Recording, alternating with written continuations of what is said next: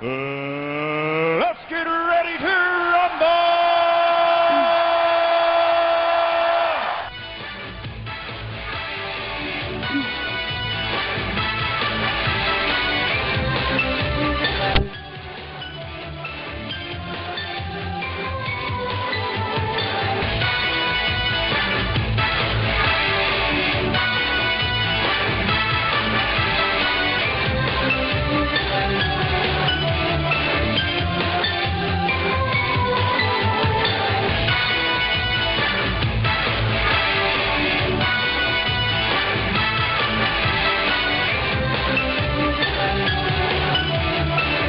Coming live from the 215, it's your dude Rockin' Reese bringing you another edition of WCC Ring Rockers. And I'm along with the rest of the WCC family. They are chomping at the bit to get involved in today's show because, as you guys know, this Sunday night coming up is the Royal Rumble, and we will talk about that throughout the course of the show. Also, I'm going to give a shout-out to this week's Ring Rockin' Royalty, the members of Radical Wrestling Revolution. But before we get to that, I'm going to talk about some event promos. And before I do, I want to give apologies to everybody I missed the last week, including Resistance Pro Wrestling, NWA Liberty States, Ring of Honor, Pro Wrestling Syndicate, Capital City Championship Combat Wrestling, and Wrestling and Respected, Amara Productions, East Coast Pro Wrestling. I want to apologize to you guys for missing you last week, and as well as CWF Mid-Atlantic, Squared Circle Pro. I'm sorry I missed all your events last week. Hopefully I can get you guys next time. Real quick, I'm going to go into our event promos because, like I said, we are chomping at the bit to talk about the Royal Rumble. All right, first of all, coming up, we want to give a shout-out to All-American Wrestling, who just had a great event tonight at the Berwyn Eagles Club at 6309 West 26th Street, Berwyn, Illinois, 60402. It was Chaos Theory with Shaw, an awesome match with the Irish Airborne defending the tag team titles against Davey Richards and his mystery partner. They also had Heritage title tournament. The quarterfinal matches start off as Vic Capri versus Davey Vega, Kyle O'Reilly versus T.D. Thomas, Matt Fitchett versus Christian Abel, and Prince Ali versus ACH. And that was All-American Wrestling. You can check them out at aawrestling.com, or you can hit them up on Twitter at AAWPro. Also, there was a great card tonight at courtesy of both Dragon Gate USA and Vendetta Pro. It was Open the Golden Gate at the Lakeview Junior High School, 3700 Orcutt Road in Santa Maria, California. Yeah, they had a great card that featured former WWE superstar John Morrison in the main event against Akira Tozawa. Samurai Del Sol was in action against the Mystery Dragon Gate wrestler as well. They also had the Young Bucks, Nick and Matt Johnson versus Sami Callihan and Eric Cannon. There's Johnny Gargano and Rich Swann in tag team action against Jimmy Susumu and Ryo Saito. And in a triple threat match featuring Chuck Taylor, A.R. Fox, and John Davis. To find out about Vendetta Pro, you can hit them up at vendettaprowrestling.com or on Twitter at Vendetta Pro. To find out about Dragon Gate USA, you can hit them at dgusa.tv. or hit them up on Twitter at Dragon Gate USA. And also, East Coast Pro Wrestling had a great card tonight. Stand Up and Fight 2 at the infamous American Legion Post 80, 76 Main Street, Binghamton, New York, 13905. They had a world title match with the Reinforcer Anthony Anderson defending against Tommy Slade. They had a triple threat for the vacant U.S. title, featuring Rottmare, Banger Rich Howe, and WCC's own Mr. Quan, the Asian Nightmare Chang. And there was a loaded card as well. To find out about East Coast Pro Wrestling, hit them up at ECPW1. That's the number 1, not the word 1. ECPW1.com, or hit them up on Twitter at ECPW Wrestling. All right, but I have some more events to talk about coming up tonight. January 26th, International Wrestling Cartel presents Payback at Court Time Sports Center, 95 Enterprise Street, Suite 100, Elizabeth, Pennsylvania, 15037. Bell time is 7:30 for this event. Tickets are $15 for general admission, $20 for ringside reserved, and for kids 10 and under, if you want to give them a general admission seat, their tickets are $10. In the main event, the IWC Heavyweight Championship will be on the line as Big League John McChesney defends against the unbreakable Michael Elgin. For the IWC Super Indie title, the champion Heavy Metal Jesus Logan Shulo will defend against the premier athlete Anthony Nese. And in tag team competition, Team Big League, composing of Jimmy Nuts and Mr. Rock, Riot and Ruckus, Joseph Brooks, will take on the team of We Are Rock Stars, Aiden Vale and Jordan Lennox. That's International Wrestling Cartel Payback at the Court Time Sports Center, 95 Enterprise Street, Suite 100, Elizabeth, Pennsylvania, 15037. To learn more about the International Wrestling Cartel, you can hit them up at IWCWrestling.com or hit them up on Twitter at IWCWrestling. Also, January 26th, Connecticut Wrestling Entertainment presents Rumble Games at the Bethany Town Hall, 40 Peck Road, Bethany, Connecticut, 06524. Doors open at 6:30. Bell time is 7 p.m. Tickets for this are $10 for general admission, $15 for the front row. And the main event will be the Rumble Games match, a 30-man over-the-top battle royal. I wonder why that sounds familiar. Yeah, to find out more about Connecticut Pro Wrestling, check them out at ctweprowrestling.com, or you can hit them up at Twitter at CTWE Live. Remember, that's Rumble Games tonight, January 26th, at the Bethany Town Hall, 40 Peck Road, Bethany, Connecticut, 06524. Sunday, January 27th, Deep Southern Championship Wrestling comes to 1580 Appalachian Highway, Blue Ridge, Georgia, 30513. Doors are open at 2 p.m. Bell time is 3 p.m. Tickets for this event are $8. Kids 12 years of age and younger can get in for $4. To learn more about Deep Southern Championship Wrestling, you can check them out at dscw.org. Remember, that's Deep Southern Championship Wrestling, Sunday, January 27th at 1580 Appalachian Highway, Blue Ridge, Georgia, 30513.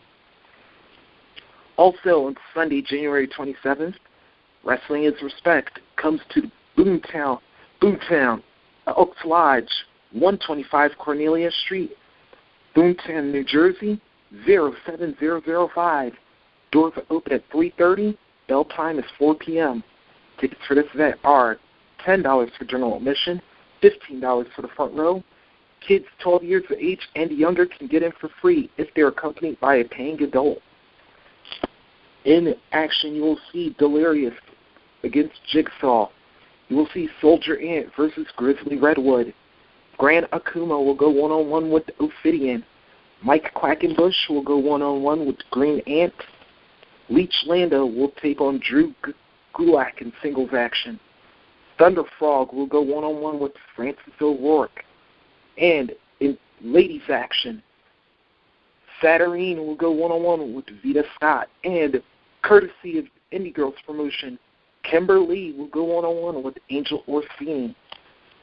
To learn more about Wrestling is Respect, you can check them out at ProWrestlingRespect.com or hit them up at Twitter at WI_respect. Remember, that's Wrestling is Respect, coming to Boonton Elks Lodge, 125, Boonton, New Jersey, 07005. And the final event to promote, Magnificent Championship Wrestling presents Ego Boost from the Royal Canadian Legion, 21 Oak Street, Brantford, Ontario, Canada, N3T2A6. Doors are open at 2:30 p.m. Bell time is 3 p.m. Tickets for this event are $15. In the main event, For the MCW Heavyweight Championship, the high-risk hero Rip Impact will defend the title against Derek Platinum. In a kendo stick on a pole match, Rex Atkins will go one-on-one with the Asian Nightmare Quan Chang. In a number one contenders match, the Night Train Justin Sane will go one-on-one with EZE Eric Kearney. And the Sniper Randy Vaughn will go one-on-one with Mr. Atlantis. And the MCW Tag Team titles will be on the line as the Thrillbillies compete in an open challenge match. To learn more about Magnificent Championship Wrestling, you can find them online at magnificentwrestling.com. That's Magnificent Championship Wrestling presents Ego Boost, Sunday, January 27th, from the Royal Canadian Legion, 21 Oak Street, Brantford, Ontario, Canada, N3T 2A6. All right, now it's time to unleash the hounds, because it is time. We're going to go straight to the Ring Rockin' Rumble. And, of course, you know we're talking about 25 years and counting. It is the Royal Rumble. And I'm going to talk to everybody right now. How's the phone lines doing tonight? Pretty good. Pretty good. Very good. Yeah, I'm doing fine. All right, well, let's go around the horn one time. Hey, audience is feeling pumped up too. Let's go around the room. Everybody introduce yourselves real quickly. All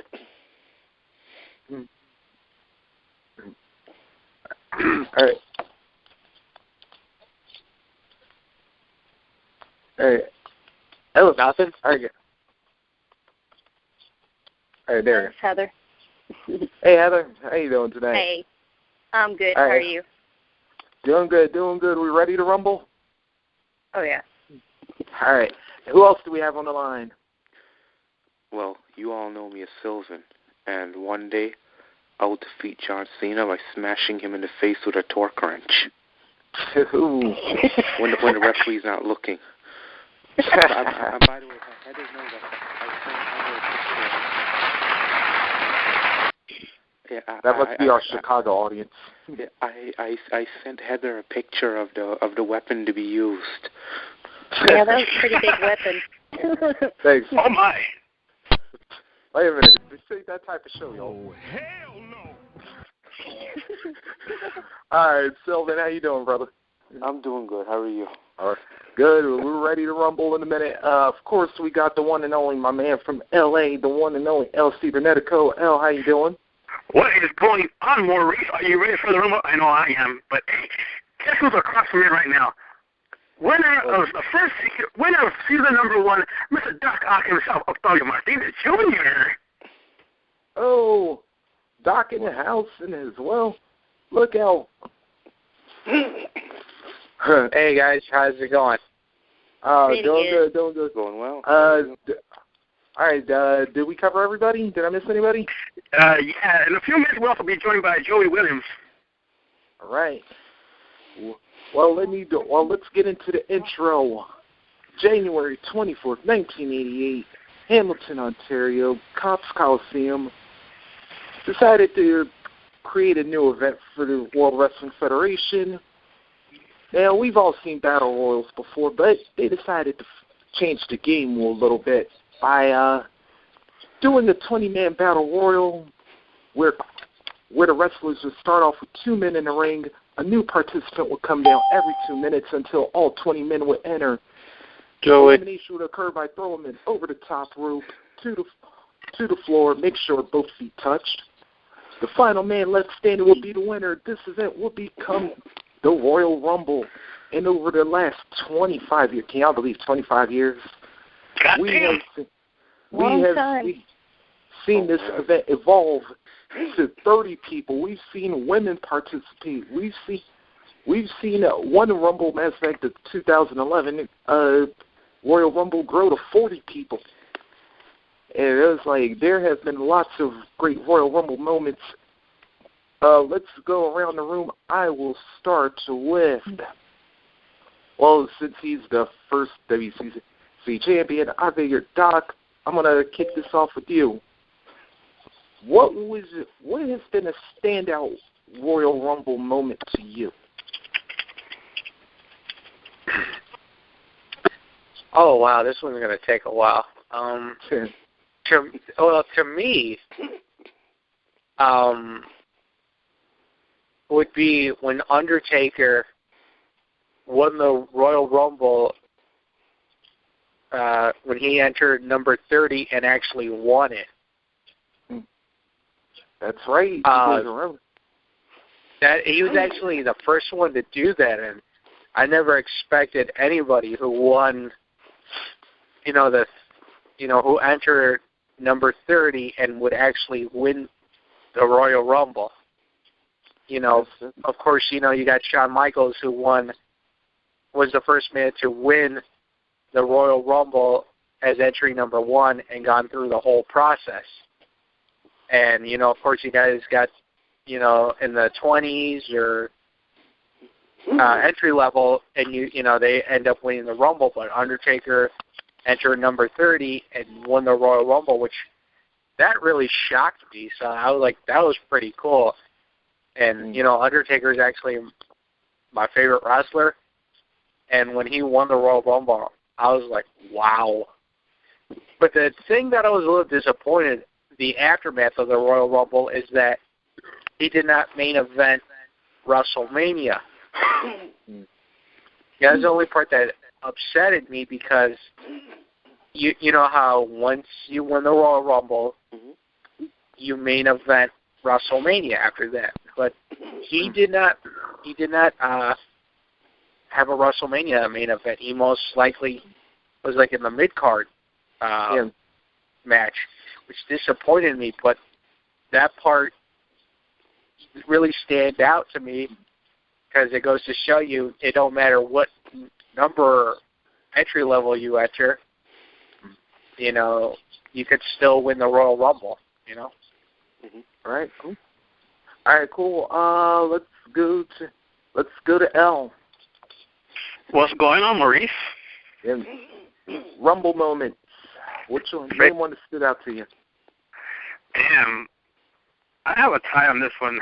There's two of them, and I hate to bring it up or anything, but yeah, even though some people love him and hate him, we all got to remember the time when John Cena made his comeback at Madison Square Garden. Nobody really knew he was coming back, and that was the best part about it. I mean, I'll be honest with you, I was really shocked about it. I didn't see this one coming. But then again, my second favorite one of them would have to be also another return, would have to be Triple H, and I believe also at Madison Square Garden. Yeah, that's right. Yeah. Just before his appearance at the 2002 Royal Rumble, which, by the way, he won. But it's funny you brought up Cena in 2008, because I still rip my friend Anthony to this day. Because a month before it even happened, I told him, I was like, yeah, watch, Cena's going to act like a hothead and try and come back and win. And I was like, and I didn't even watch the card. I didn't even watch the card live. I call in the next day asking Anthony what happened at the Rumble, and it was like, and he said, and I get like this big shut up, and it was like, dude, what the hell? I didn't even watch the show. And it's like, yeah, I didn't even watch the show. And I'm like, I'm serious. What happened? It's like, yeah, remember who you told me was going to win the Rumble? Yep. You big dummy. I got my favorite clip. And I was like, oh, so Cena won, huh? Yeah. I was like, now, of course, I had to have a small grimace on my face, because I was like, I kind of wanted to say I told you so, but I left it alone. Anyway, Heather, favorite Rumble moment? I'm going to go back a little bit old school. I don't know if anyone mentioned this one, the 1995 Rumble. They just mentioned that one, but you can mention it again. Was that one already mentioned? Yeah, they did, but you can mention it again. That was good. I mean, when Shawn Michaels, he's like the first one to enter and win it, right? Yep. Yeah. I thought that one was pretty cool, and I haven't heard anybody mention, Jim Duggan either in '88. I just never mentioned the name though. How old are you again? Do what? How old are you? We did mention that name, but we just never mentioned the. I'm 28. Yeah, I know. I mentioned I the would year, have been but I like 3 didn't. years old. But... Ladies and gentlemen, Garfield and friends. Oh, hell no. I know that infamous film. I Heather- one of the classic ones. Yeah, Heather, I did mention the year, but I just never mentioned that Doug won the Rumble. But Oh, okay. anyway. Well, my bad. And by the way, I am glad that both you and Doc brought up the '95 Rumble, because I should mention that is now why they emphasize both feet must touch the floor, because as we all remember, one foot. Wait a minute, no, he held on. And by the way, if anybody knows, did they? Okay, I know like JR like mockingly calls that now the HBK rule, but if they made that official, I don't know. All right, let's go, Selvin. Well, Selvin, give me a Rumble moment that stood out to you. Well, before I get to the Royal Rumble moment, I'd like to add that for the very first Royal Rumble, Quan Chang, he played hooky from school. He did not do his homework that night. Whoa. The man was 15 years old. The man was 15 years old. The man said, "You know what, Mom? I ain't doing this math homework. The hell with pre-calc. I'm going to the Royal Rumble." And he went. And the rest was all history. But now, anyways, in regards to my favorite Royal Rumble moment, I hate to say it, but it has to be 1995 because, well, HBK was the one who made me want to be a professional wrestler. And even though that was a decision I made in 2002 when I was a 12-year-old, I remember being captured and mesmerized by, this man coming in number one.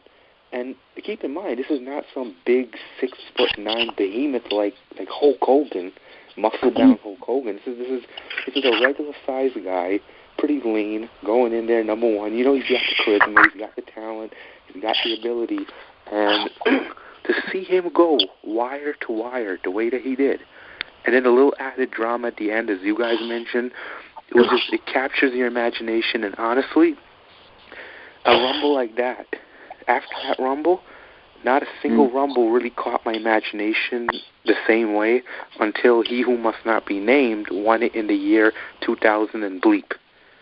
Well, don't worry. We actually can say Benoit on our show, so. Yeah. Okay, because I do know. Hold on, I know in WWE, if I was in WWE, I'd be crucified for saying it. Yeah. Yeah, well, we're not WWE, so don't worry about it. Yeah, Chris Benoit, damn it. Oh, Lord. All right, let's see. Let me go. Let me hit the gator one time. You got a Rumble moment. Are you talking to me? Yeah. Do I? Is there any other instigator in here? Oh, hell no! Man, I had one. Triple H versus Mankind Royal Rumble 2000. Ooh. Couldn't go with the matches. That's okay. That's all right. What? Yeah. Y'all didn't mention that one? Uh-oh. Oh no, I was saying I was going to go into the we was going to go into the like undercard matches later, but I was like, all right, that's the case. We want to go to that one now. That's all right.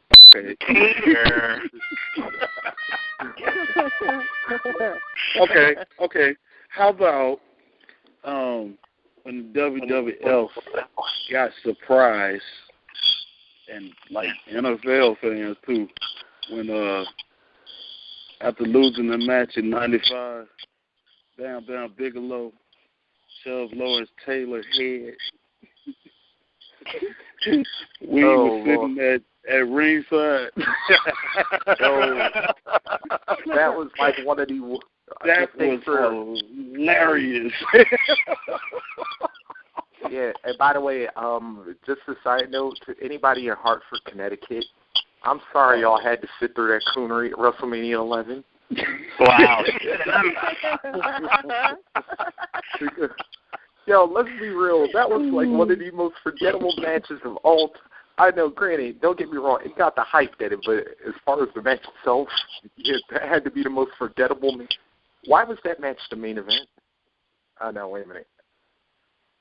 Think about who aside we're from talking about. aside from name of recognition and whatever, why was that match the main event? Oh. Remember who we're talking about. Who we got new coming up here? Oh, watch out. We got also Joey Williams up in here. Oh, Big Joe, welcome back. What up? All right, I got a question. Favorite Royal Rumble moment? We're talking right now just the Royal Rumble match itself. No, well, Royal Rumble match itself, I actually have a tie myself. Number one would have to be 1992, Ric Flair winning the WWF title. And no offense, I'm gonna say this to you guys. I know you're probably gonna get pissed off at me. No offense to Shawn Michaels. I love Shawn Michaels to death. But 1990, no, listen up. 1995, everybody forgets that the entry was every 60 seconds, not every 2 minutes. Yep. Yeah. I think 60's on. And It made the crowd mad. See? and actually, go ahead. Let me go, Joey. Well, okay, and my thing is Flair entered, I think, at number 3 or 4, and to me, I think, yep. And I hate to say it, but I think he has the best Rumble performance. Like, I'm not talking about time-wise or anything like that, but from a story point of view, he had the best Rumble performance of all time. Wait, who is that? Flair, 92. Oh,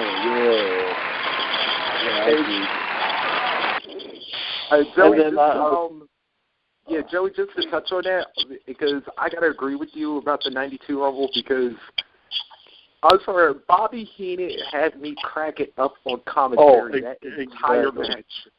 Because I was like, in a way, that was the only reason I was hoping Flair got eliminated, because I wanted to hear Heenan's reaction. But then it was like, when he won, I was like, Heenan couldn't control himself. Well, do you remember the Raw, like one of the first Raws when Flair lost that Luther Town match and Heenan just flipped out on commentary? Yeah. That was hilarious. Well, anyways, okay, I have another moment that's kind of tied with that.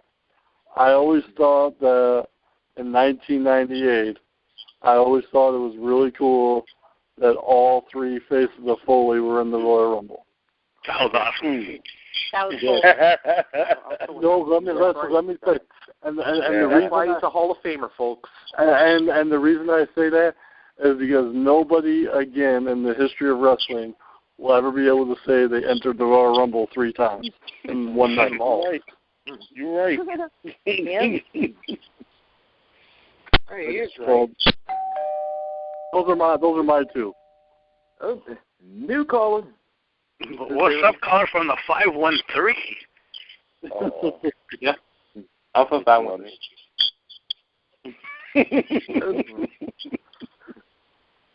Oh, who do we have coming in?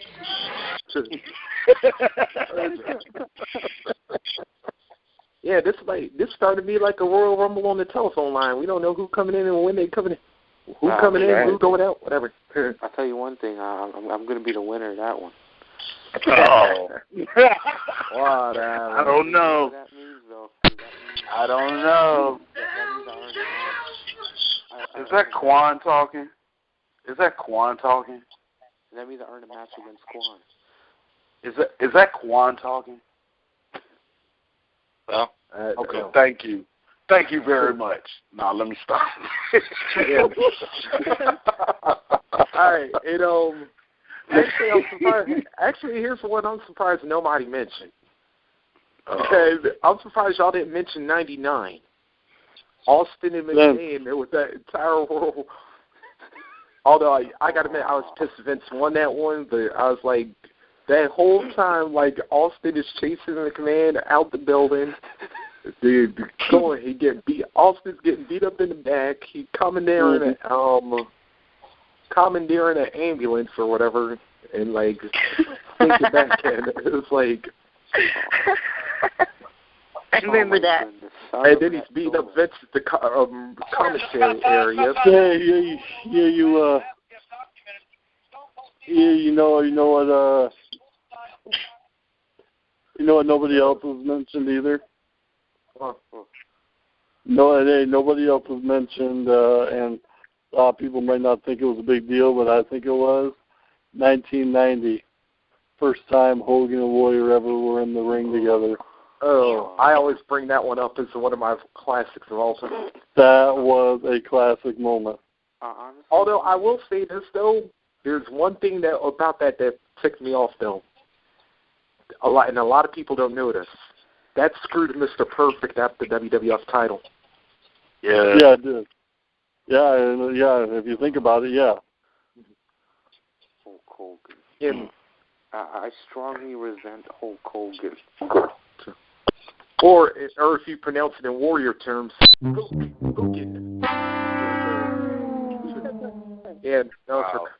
Sorry, Kurt. That was her. Oh, and then and of course, 99 also sticks out because it's the first time that we actually had a woman in the Rumble. Of course, that being China. Yeah, which, by the way, that really threw me for a loop because I was like, I was like, wait a minute, they actually going to put, because I ain't never heard of no woman being in the world, not to be chauvinistic here, so, but it was like, that's gonna, that ain't gonna work. Wait, who you say? China. What you talking about? What you talking about? What you talking about? What you talking about, bro?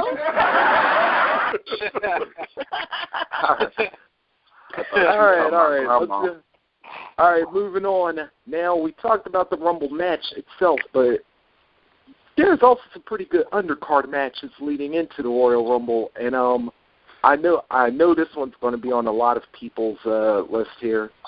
Boston, Massachusetts, 2003.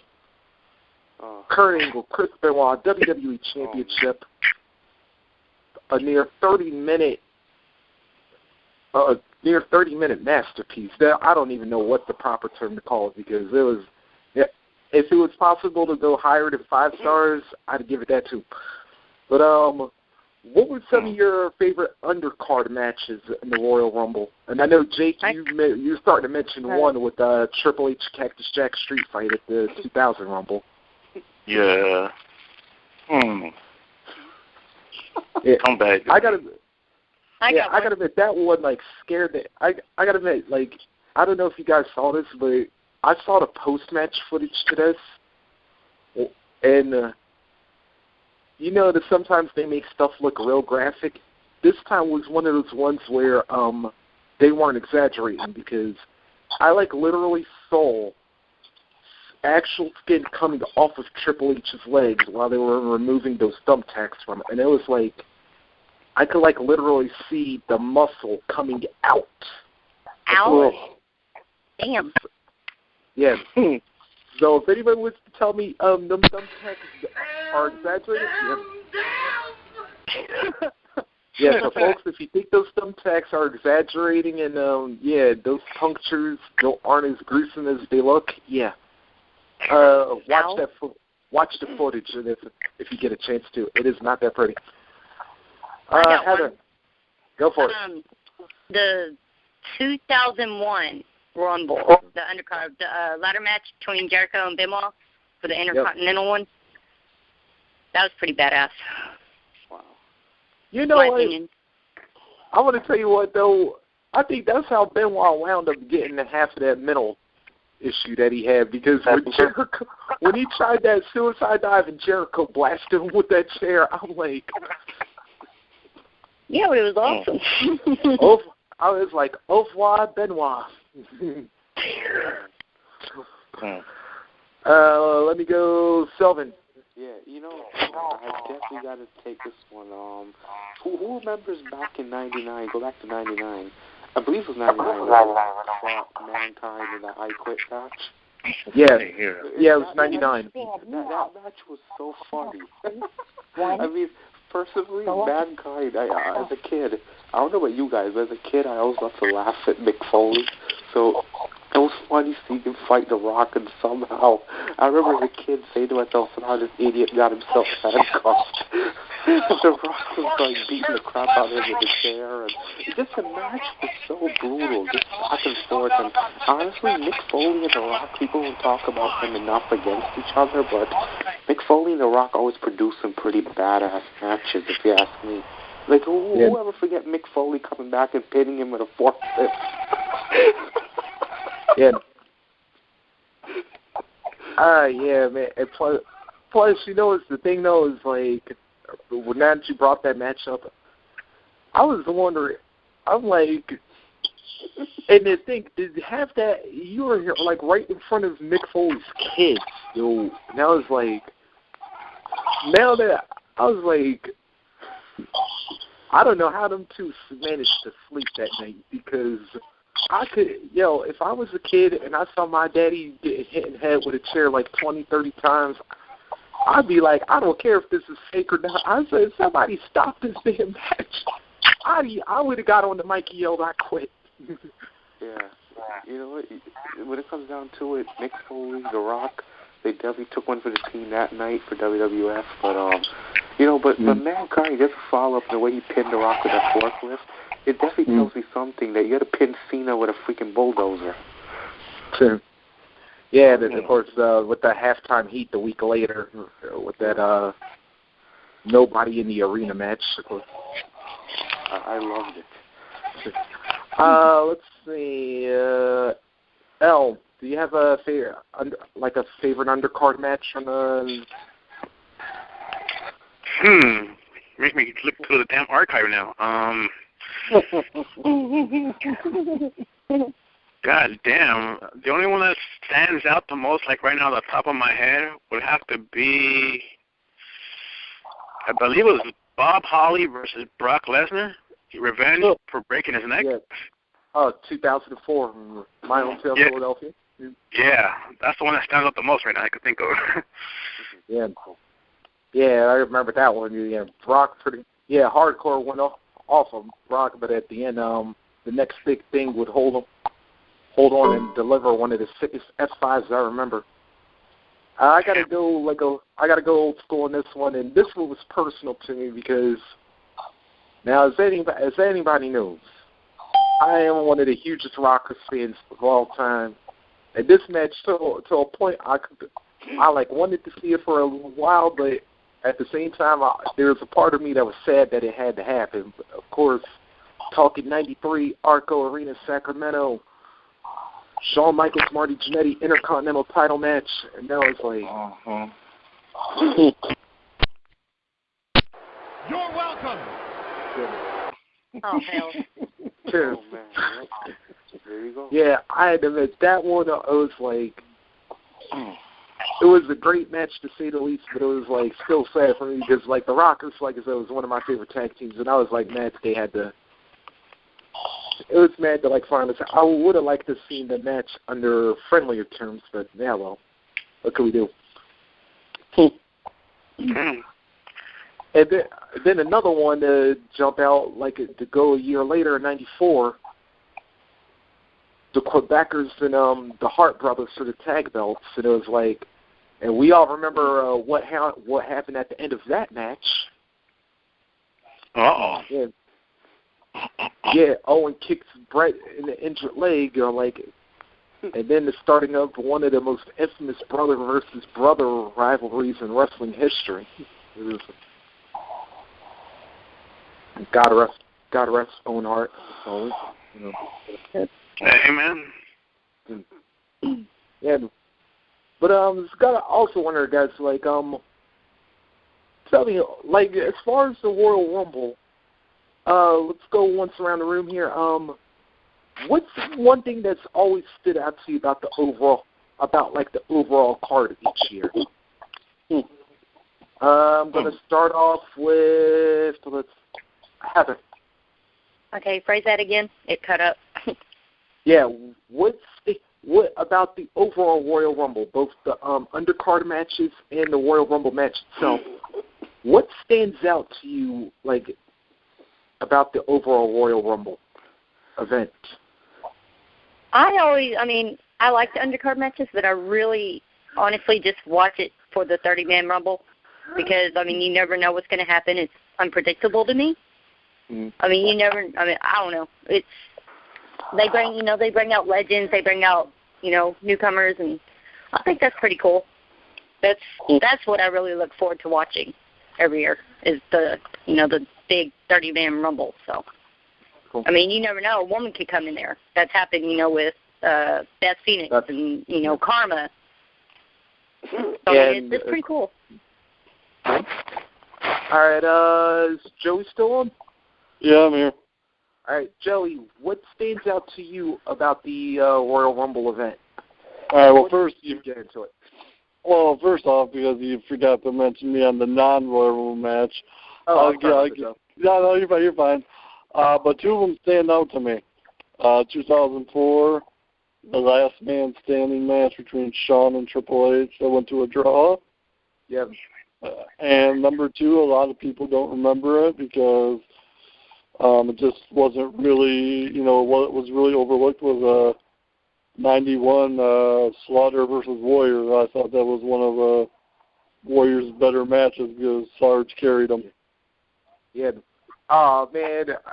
Plus, not to mention, I'm actually glad you brought that up, Piper's commentary on that one because I was like, Piper just recently kinked his feet. He was, livid at Slaughter for winning that match. Yep. But as far as what I like overall, I'm kind of in agreement with Heather. Like the Royal Rumble match itself, especially in 2011. I'll tell you right now, I didn't really get excited about anything until a big semi-truck was blaring over the soundboard and Diesel came out. And I'm like, holy shit. And people can say what they want to about Kevin Nash, you either love him or you hate him. And I've always liked the guy.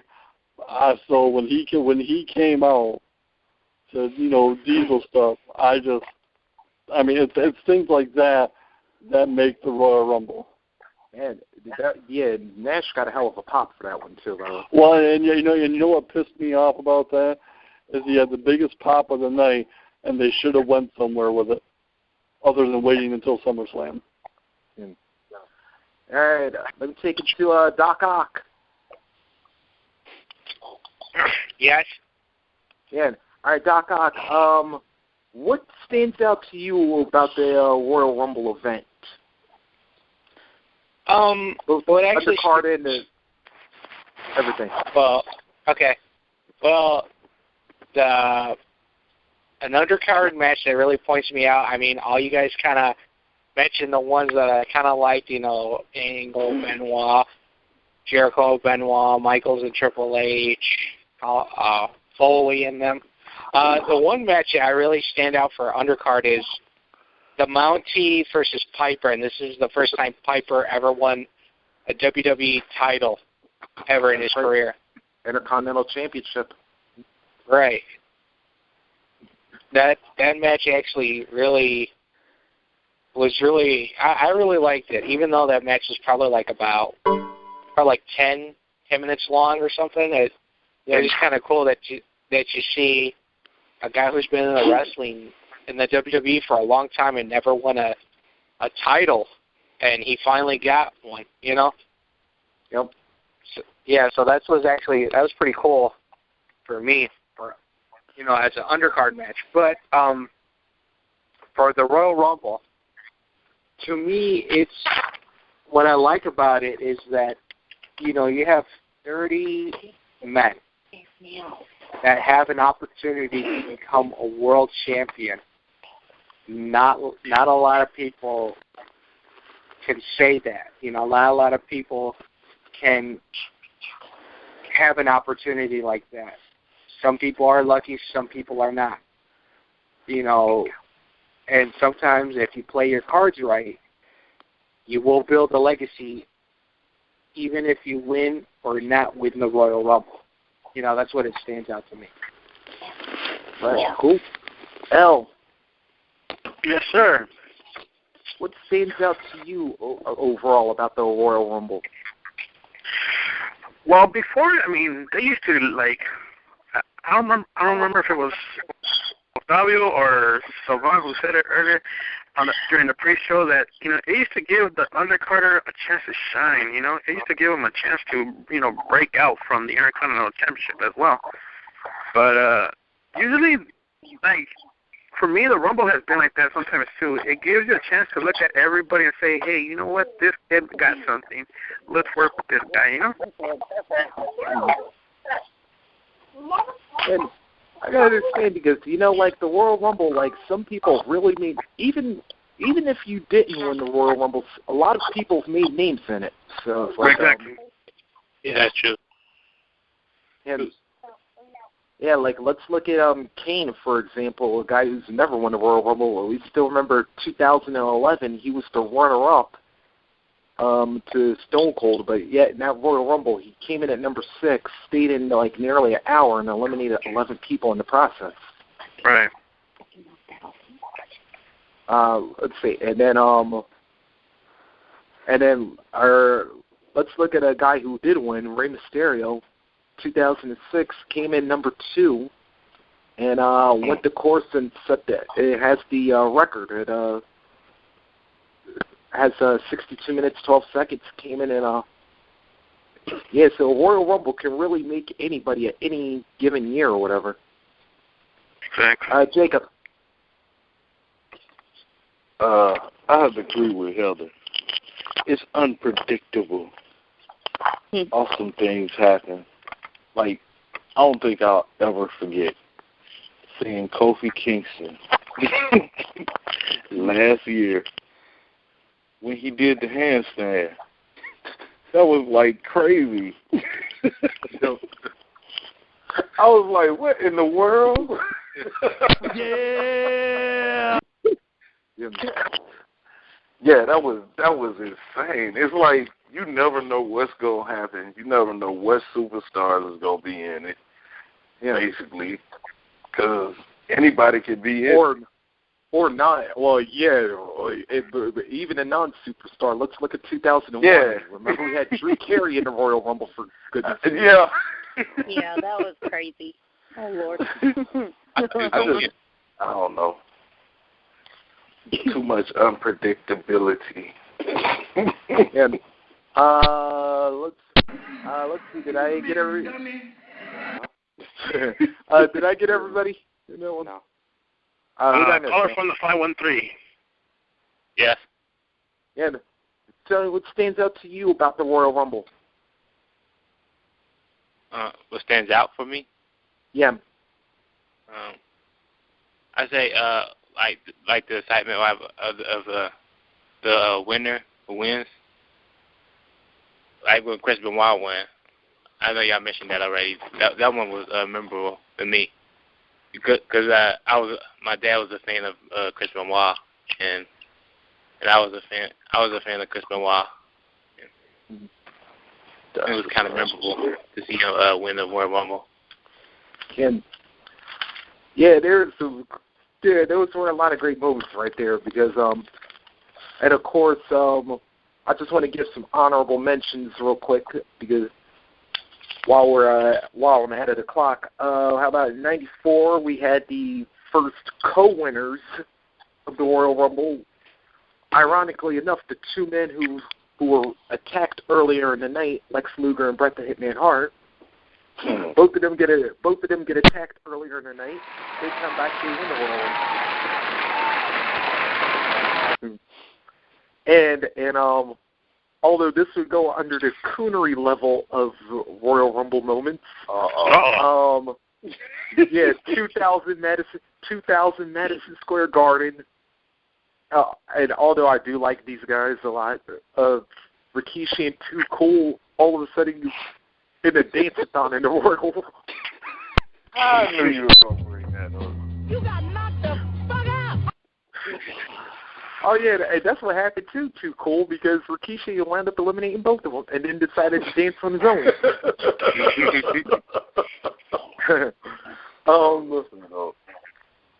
Then how about the 97 Rumble where Stone Cold comes in. I actually wound up being the first man to get eliminated, only to sneak back in and wind up being declared the winner. Wasn't that crazy? Yeah. And wake the fuck up. and we got to give our dues because we got to give our dues to Hulk Hogan, Shawn Michaels, Stone Cold Steve Austin, respectively, the only three men to win back-to-back years in the Royal Rumble, which, by the way, that is not an easy feat to do. I don't know how they did it. So we got to give them their due. Real quickly, let's go into this. Let's go into this Sunday's card. Card real quickly as we get in. Let's put it out on the line. Let's make it official. Once around, L, who do you see as this year's 30-man winner? Damn. You know what? I'm going to go with the Viper, Randy Orton. Fuck it. All the way. Really? Orton. Boom. Really? Let's see. Selvin. Well, before I answer that question, I still wanted to say what stood out to me about the Rumble.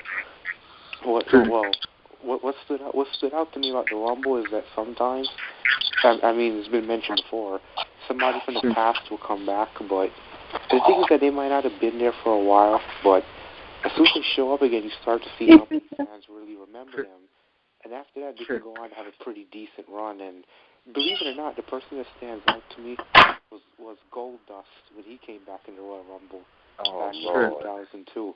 Because the funny thing was, Goldust, when he came back in 2002, not only was it pretty funny and pretty cool, but the guy went on to have a good 2-year run in the mid-card to tag team division. And as we all know, he created some of his funniest moments during that run. You know, the whole thing with Booker T and everything. And I want to say that sometimes a comeback in the Rumble could really reignite your career for a while, you know, if you've been irrelevant for a little while. But, you know, for this year's winner, I'm still going to go with The Miz. The reason being because of his marketability, because of his catchphrases, and because of his in-ring ability, the improvement he's made, and the fact that now they had Ric Flair kind of unofficially pass the torch to him. I think WWE will really try to build him and really try to push him. So I still see The Miz being, you know, pulling it out somehow in the end. And the Slammy for longest explanation of a Royal Rumble. No, I'm just kidding. No. Heather. Hate it. Heather, Heather, who you got winning Sunday night? As much as I really don't want it to happen, I see Cena winning it. No. And I see him winning it. Yeah. I said it. I know. All right. Bye, Neil. Okay. You would never let that down. Doc Ock. I don't know why, but I'm not even sure if he is going to be in this year's Royal Rumble. I really want Christian to win the Royal Rumble. Oh, that's a good one. Wow. Yeah. What the heck? Hey, he's been there for a while, and I think he deserves, like, you know, a big reward, you know? That's my point of view, you know? True. That's true. Yeah, well, his big brother, who Ed, certain somebody here don't like, kind of already did that like 2 years ago when he let him take over his world title. Yeah, Negro. That's all you had to say. What's the role of so many levels right now? I forgot who we. Joey, winner Sunday. Who you got? Joey had to go real quick. He'll be back. Joey had to go. All right. Let's see. Shit. Go to caller 513. Kane, hopefully. say? Uh-oh. What would we say? Kane finally breaks the curse this year? I don't. No. Right. No. I hope a miracle happens. No. Yes. Don't y'all start. All right. Let's see. I'm gonna go. No, God, please, no.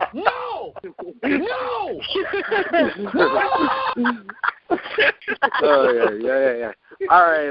Let's see. I'm gonna go. Let's say I'm going on the limb. I'm going with old spaghetti head himself. I'm saying to show off because, like I said, somehow I see the freak. Somehow, like I said, I got a sneaky suspicion.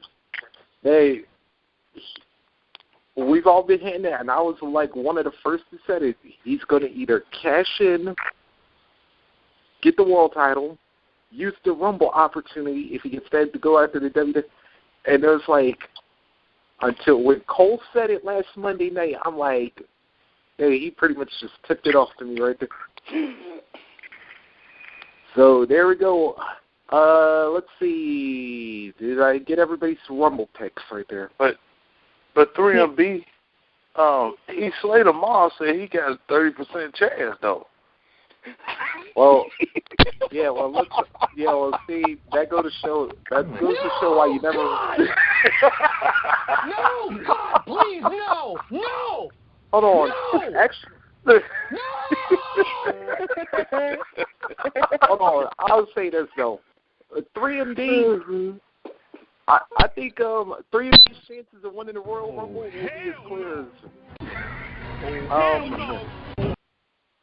I think 3MD's chances of winning the Royal Rumble will be as clear as Willy Wonka's. Telling that dude about buying the. You know what? Buying his all cracker. I'm gonna say is bro kick to the face. Sheamus is gonna win, and I'm cutting slack. It's we all go to there, the black and white, clear as crystal. You get nothing. You lose. Good day, sir. Well, you know what? 3MB. See, chances of my boss. All right. You know, Jake, I gotta find it funny. You were the first one who went after the current winner, because I was kind of feeling Sheamus trying to get you know, here. I got Sheamus on my team, so yeah. I was wondering when somebody was going to start bringing up points for a fantasy league in this conversation, but I'll digress. I am the tag team champions. Thank you very much. Good night. Here we go. All right. All right, everybody. Before we go, big dummy.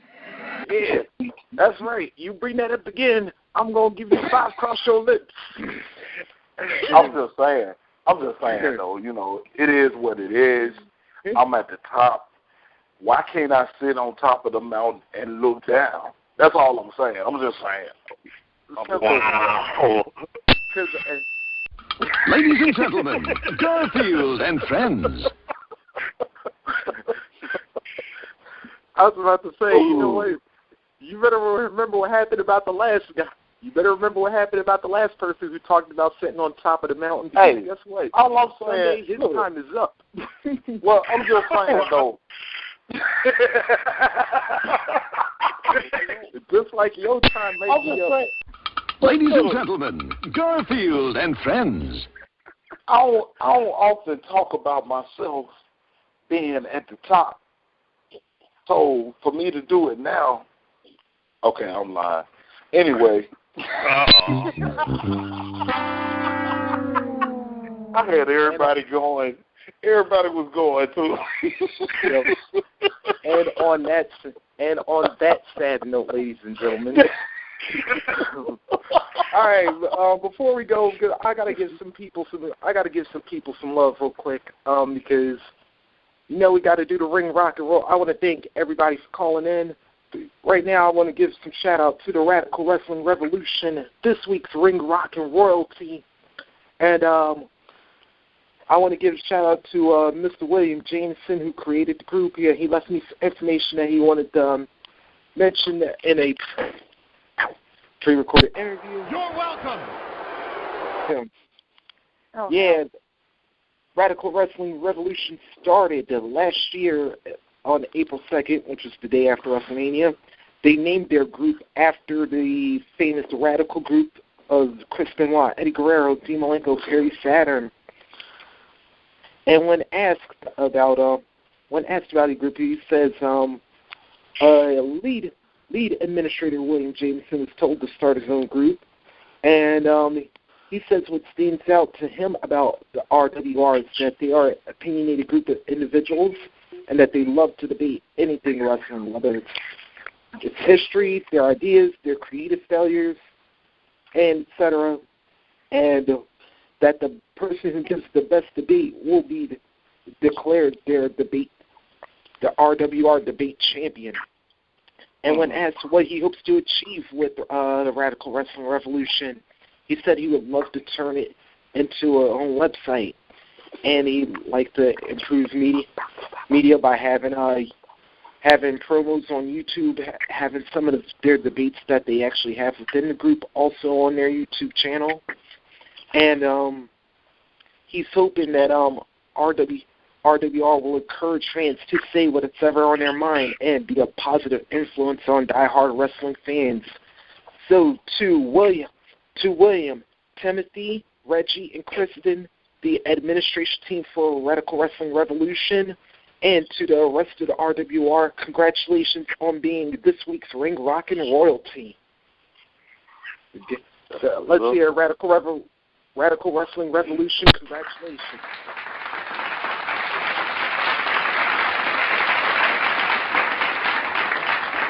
You're welcome. All right. And that will be our show for this week. But next week on the Ring Rockers, it'll be my first independent wrestling show. And hopefully we will have a lot of people from all over the independent wrestling scene calling in. It doesn't matter whether you are a indie fan, whether you're a wrestler, whether you're a promoter. I don't even care if you're the popcorn guy. If you are into independent wrestling, what you talking about? Tune in. What you talking about? What you talking about? What you talking about, huh? Yo, tune in next week's Ring Rockers, Wednesday night, 10 p.m. Eastern, 9 Central, 8 Mountain, 7 Pacific. It is my first independent show. So make sure if you guys know anybody, Ring of Honor, Chikara, whether it's any of the companies that cover here on the show, tune in. You'll want to be a part of it. Don't forget, as always, check us out, Wrestling Commentary Central on Facebook. You can also hit us up on the WCC Live page as well. Don't forget to hit us up on Twitter at WCC Live. And don't forget all of our other shows. We have Breakdown Saturdays at 9 Eastern, 8 Central. Mr. St. Bringing and myself. We have the Uncensored Show every Monday night after Raw. We have Overload at, I believe, 10:30 Eastern, 9:30 Central, and 7:30 Pacific, featuring EL.CIBERNETICO and Mr. Jones, a.k.a. Church Pain. And also, don't forget, Thursday nights we have the recipe directly after TNA's Impact. Oh, also program note, Sunday night after the Royal Rumble, we will be right here doing the Royal Rumble post-show with all of the WCC family. Make sure you guys call in for that. You know the number, 760-569-7676, access 200446 #. Make sure y'all hit that pound button. Because a lot of y'all don't hit it, and that's why y'all don't get into the calls. Make sure y'all hit that. Till next time, I am Rockin' Reese. Make sure you keep on slamming, and remember, this is the show where, hey, the party's always going on, and the rockin' and wrestling never dies. WCC Ring Rockers, thanks for tuning in. We will see you Sunday night for the Royal Rumble Post Show.